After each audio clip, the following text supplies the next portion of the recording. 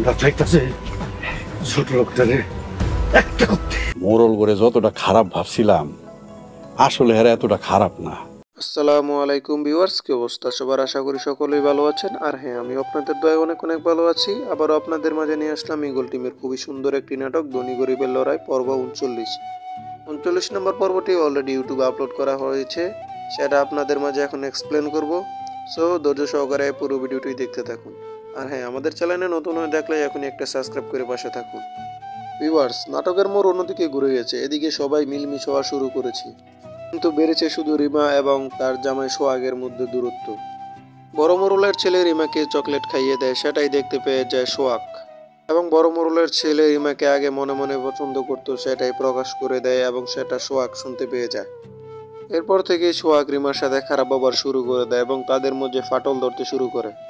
অন্যদিকে সব মোরলরা মিলে অনেক বড় একটা ফোন দিয়ে আসছে। তবে কি সোহাগরা এবার অনেক বড় বিপদের মুখে আছে? কি হবে তাদের? কে বাঁচাবে তাদের? বড় মোরল অনেক কায়দা করে রিমা এবং রিমার জামাইকে দিয়ে সব মোরলদের ছাড়িয়ে আনলো এবং তাদের দল অনেক বড় হয়ে গেল। এক প্রকার জোর করেই সোহাগের বাবার সাথে সব মোরলদের মিলমিশ করাচ্ছে বড় জ্যাঠা। তাদের এই মিলমিশ কি চিরস্থায়ী নাকি ক্ষণস্থায়ী, এসব জানতে পরবর্তী পর্বগুলো আপনাদেরকে দেখতে হবে।